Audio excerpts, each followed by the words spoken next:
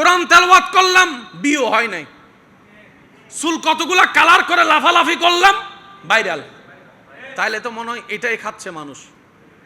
যুবকদের মাথায় বসে গেছে উল্টা ফুলটা করলেই ভাইরাল হব, ভাইরাল হতে গেলে উল্টা ফুলটা করতেই হবে। কোরআনে হাফেজগিরি ছেড়ে টিকটকার হবে। মুরব্বীরা চুপ থাকবেন, শুধু যুবকরা আওয়াজ দিবেন। বাবারা আপনারা একটু চুপ থাকেন। বাবা,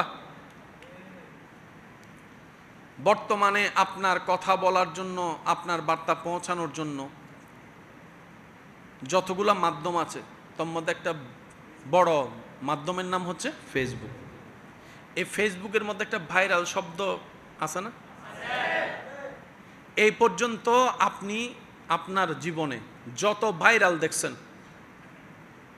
পজিটিভ বেশি নাকি নেগেটিভ বেশি? সুশীল বেশি নাকি অশ্লীল বেশি?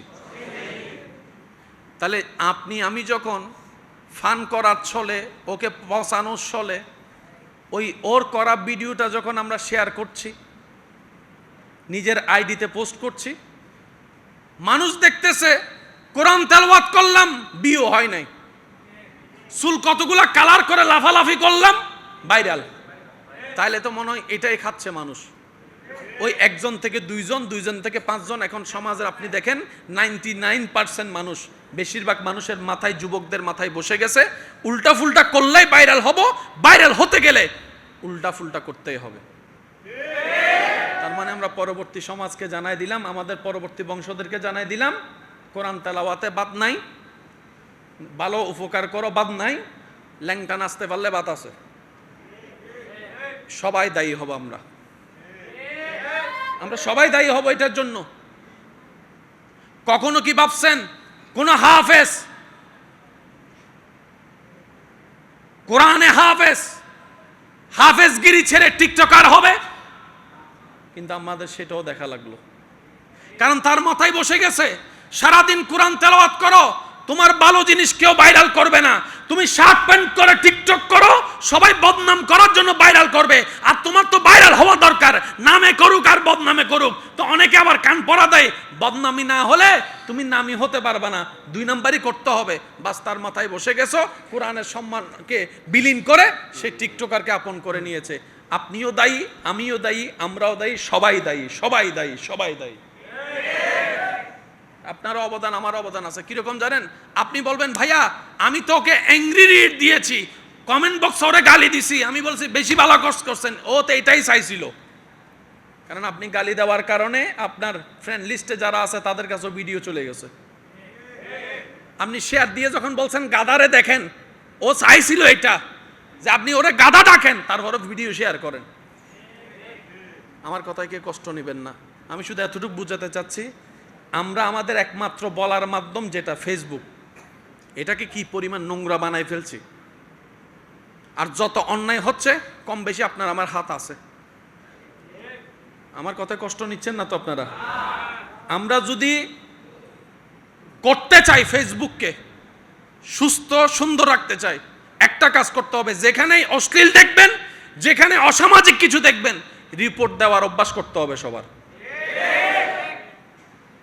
ওই ওনাকে যদি আমরা শেয়ার না করে রিপোর্ট দিতাম, ওর আইডিতে অন্য কেউ ওর ভিডিও নিজের আইডিতে দেওয়ার আর সাহস পেত না, ভাইরাল হওয়ার কোনো সুযোগ। ভাইরাল করেন, 100 বার করেন, যে ভাইরালটা হওয়ার পরে অন্যজন আরেকজন ভালো হবে এমন কাজকে ভাইরাল করেন।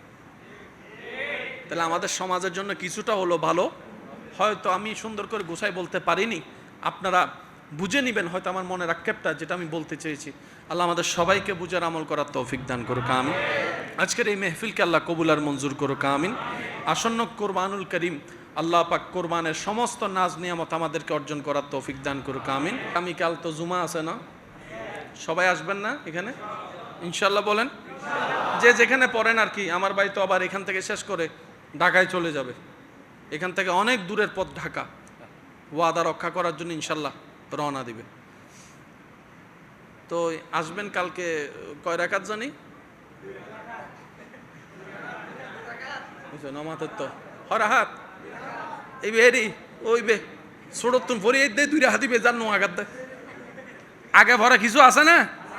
আল্লাহ ইনোয়ারারে পরিবার তৌফিক দান করক এনে সালাম মফিরে মুনাফত করি দুম দুম দুম দুম করে জার করতে দিলে হতুন আছে না আল্লাহ তার এখানে ব্যারেক লাগাবে তৌফিক দান করক এখানে ব্যারেক মারি দিয়েবে তৌফিক দান করক আগে পরে বেকিন ফরিয়ে সালাতু সালাম দিয়ে যাবে তৌফিক দান করক নামাজ সহজ করে যাবে সময় একখানা পূর্বপুরুষ যারা আছে ইতারা একখানা জিয়ারত করি একখানা দোয়া তৌফিক দান করক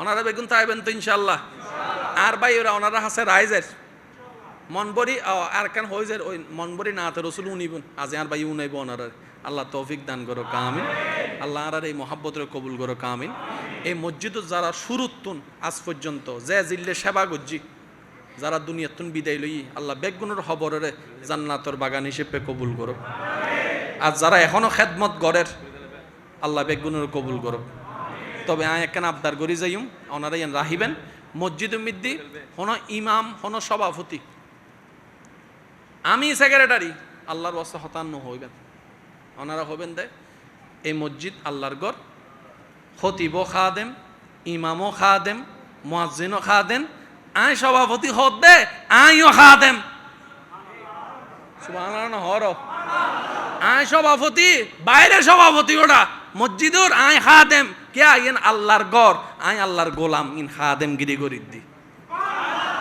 বেগুন কি খাদেম হনা বেগুন কি বেগুন কি মালিক আল্লাহ ইয়ার নিয়ামত অর্জন করিবে তৌফিক দান করে আমিন ওয়া আখিরু দাওয়ানা আলহামদুলিল্লাহি রাব্বিল আলামিন আসসালামু আলাইকুম ওয়া রাহমাতুল্লাহি তাআলা ওয়া বারাকাতুহু।